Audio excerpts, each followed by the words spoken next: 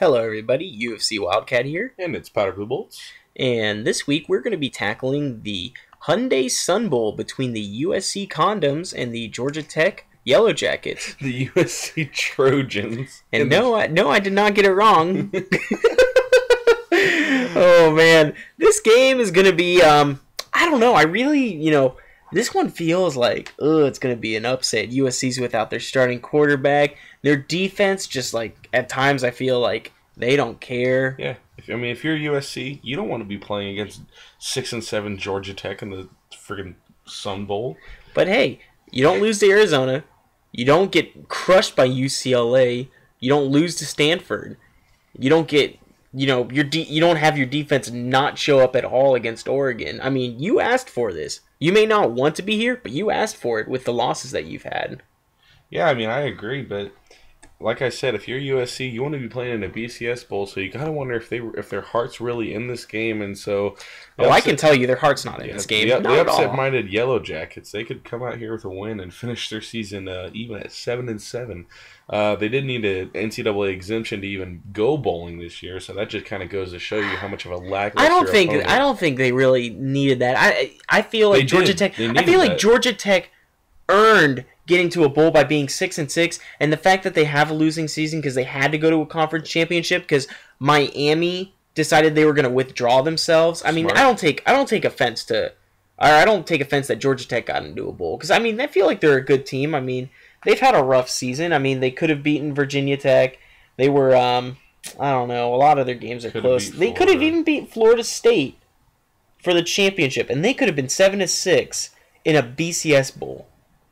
Yeah, it could have happened, but it didn't really happen for Georgia Tech. But it just kind of goes to show you what kind of defense they've been running this whole year. Because I mean, as far as defensively, they've allowed almost 30 points a game, and with defense like that and against an offense like USC's, it's going to be pretty scary. But let's just go through some of the numbers here. They're actually ranked almost last in passing yards per game. However, they do have the number 4 rushing offense in the nation, and that all starts with their quarterback, Tevin Washington. He has 19 rushing touchdowns on the season, and this guy's just awesome. And Orwin Smith is actually coming back for the Sun Bowl, and he's their running back, averaging almost 9 yards a carry, and he has 200 yards receiving and 600 yards rushing.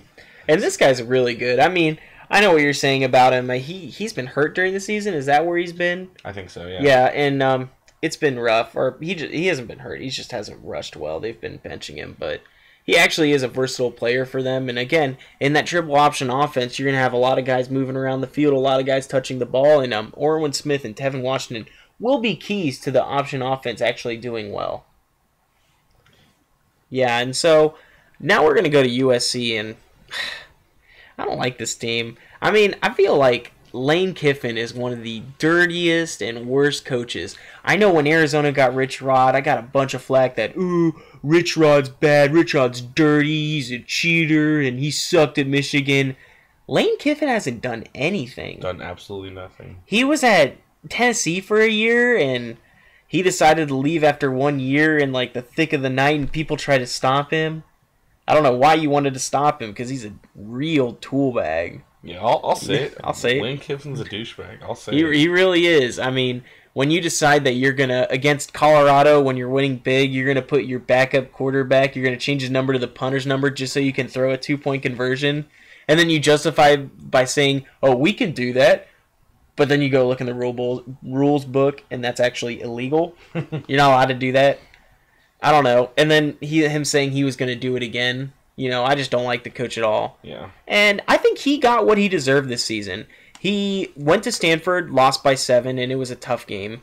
Lost to Arizona because, again, they got cocky. Their defense was non-existent, and Arizona played a really good game. They did. And winning by 3 was really good for them.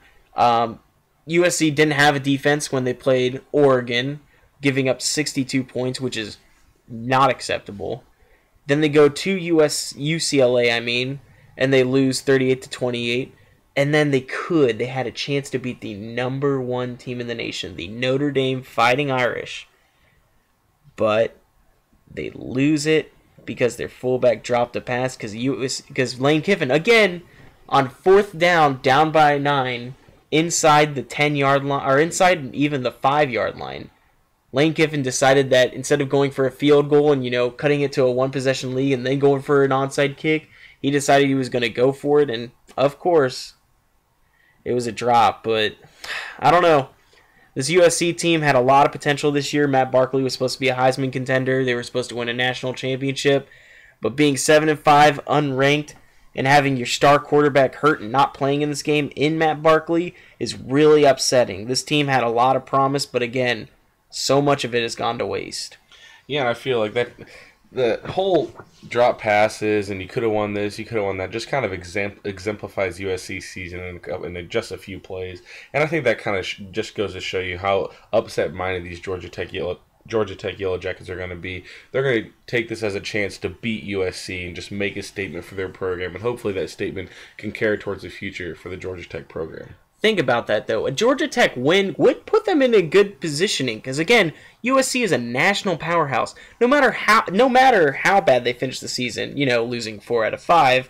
Just saying, I'm just throwing a number out there. Yeah. But yeah, this game's going to come down to the USC offense because the USC defense isn't playing. They're not. I know they're not motivated. They don't care. This option offense is very difficult to learn. They don't care. They're going to say, "Ooh, our offense is going to compete." Mm-hmm. And that could be the doom of them, but hey, who knows? Max Wittig, he came in against Notre Dame, and he had a terrific game, even though there was a drop pass at the end of the game by a fullback, which could have gotten him a touchdown. But hey, we'll put that to the side. He went into the game as a freshman against a number 1 team, against a very good defense. He went 14 for 23, 186 yards, 1 touchdown, but did have 2 interceptions. But hey, again, like I said, number 1... are one of the best defenses in the land. So, hey, Max Wittig is a good player, but again, he's going to have 2 lightning rods. Number 1 and number 2 wide receivers being beast. Again, like Marcus Wheaton and Brandon Cooks for Oregon State, this is one of the top 1-2 punches of wide receivers in the nation. Probably the best 1-2 punch. It's arguable. It's debatable. I would put it up there. I definitely think Marquise Lee, the wide receiver who's fast, he was a freshman last year, did work. As a sophomore this year, was phenomenal. And we know he's coming back because this is only his second year. This guy finished the season. He was actually, was he top 5 for the Heisman? I think he might have been finished 6th, I think. Something like that. But he was really good. He should have gone to New York. Yeah. But well, hey, he won the Blitnikoff. He did win the Blitnikoff. Finished the season with 1,680 yards receiving, 14 touchdowns. And, dude, this guy is a blazer. Against Arizona, he was setting Pac-12 records, and it was scary because he would just touch the ball, and I would look at my mom as I'm watching the game, and I would look at her, and I'd say, there's nothing we can do. He's just too good. He's too good. And he really is. You get him the ball in space, and he's going to do work.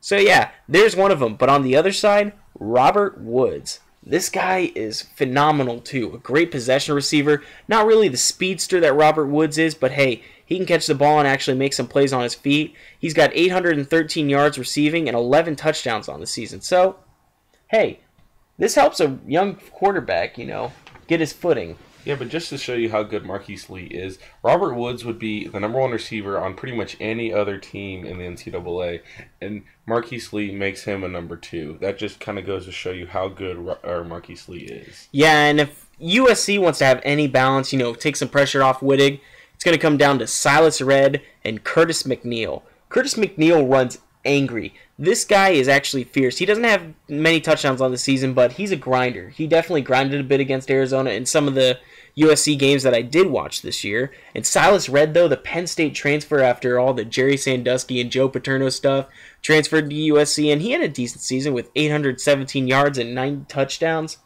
I mean, yeah, if USC is going to win, they're going to need to have balance. So, what's your keys for... Oh, I forgot it. Georgia Tech. I blanked out. We talked so much about USC.